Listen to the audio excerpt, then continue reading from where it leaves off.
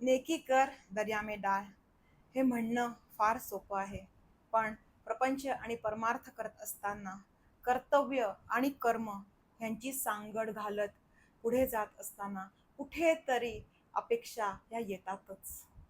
आणि त्या अपेक्षांचं जे दुःख आहे, त्या दुःखाला पचवणे किंवा ही कर्म करत असताना जे भावनांचे उद्वेग होतात त्यांना सांभाळत आणि स्वतःला समजावत पुढे कसे जायचे हे भगवंतांनी अर्जुनाला भगवद्गीतेमध्ये उपदेश केला आहे. आणि तो दिवस म्हणजे गीता जयंती. का आज भगवंतांनी अर्जुनाला गीता सांगितली? कारण त्याला मोह झाला होता.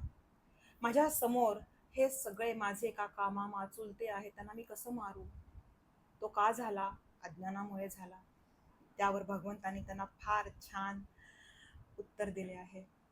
भगवंत म्हणाले, जर का ते तुझे आपले असते तर ते समोर नसते, ते बाजूला असते. त्यावरून आपल्याला बोध घ्यायचा आहे. ही भगवद्गीता आजकाल परीक्षा देणे, मुखोद्गत करणे, सुखात असताना स्पर्धेला जाणे, बक्षीस मिळवणे फार सोपं आहे. पण दुःखाच्या काळात त्याला प्रत्यक्ष आचरणात आणणे, तिथे माझी खरं सत्व परीक्षा आणि त्या परीक्षेमध्ये उत्तीर्ण होणे ही माझी जबाबदारी आहे. कारण आज त्यातला प्रत्येक श्लोक हे माझ्या प्रश्नाचं उत्तर आहे.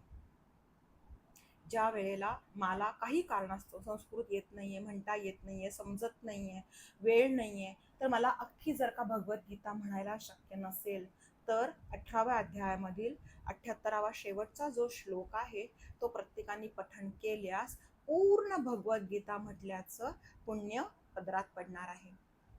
आणि त्यासाठी तो प्रत्येकाने पठण करावा. त्या श्लोकाचे फार महत्व आहे.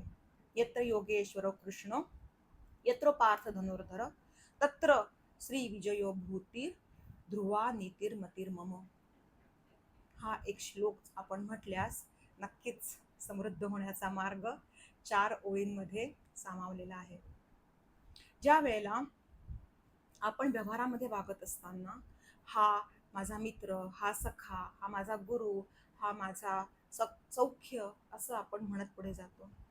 पण अर्जुनाच्या बाबतीमध्ये भगवंतच त्याचे सर्वस्व होते. गुरु शिष्य संवाद, सखा, मित्र, पिता, बंधू ही सर्व नाती ही एकाच जुडलेली होती. आणि त्याचं महत्वाचं आहे ते म्हणजे विश्वास. ज्या वेळेला आपला विश्वास हा अतिशय अगाध असतो त्यावेळेला श्वास हा सुरळीतपणे चालत राहतो. महायुद्ध संपलेलं आहे आणि त्याच्यानंतर अर्जुन भगवंताला विनंती करत आहेत की तुम्ही पहिले रथामधून खाली उतरा, थोडा आग्रही करत आहेत. पण भगवंत परत मंद स्मित हास्य करून नाही सांगत आहेत, तू पहिले खाली उतर. त्यावेळेला अर्जुनाला थोडासा रागही आलाय. मी एवढा तुम्हाला मान देतोय, मी तुम्हाला एवढं सांगतोय की तुम्ही पहिले खाली उतरा, थोडंसं ऐका ना आता तरी. त्यावेळेला त्याला त्याचं कारण समजत नाहीये. पण शेवटी भगवंताची आज्ञा, कारण ते त्याचे सर्वस्व आहेत. म्हणून अर्जुन पहिल्या रथातून खाली उतरलाय. ज्या क्षणाला भगवंत रथातून खाली उतरले त्या क्षणाला रथ जळून खाक झालेला आहे. आणि मग अर्जुनाला भगवंताच्या उत्तरेचं समाधान झालेलं आहे. कधी कधी जे आपले गुरु असतात ते आपल्याला ज्या वेळेला जी गोष्ट हवी असते ती देत नाहीत किंवा त्याच्या मागचं कारण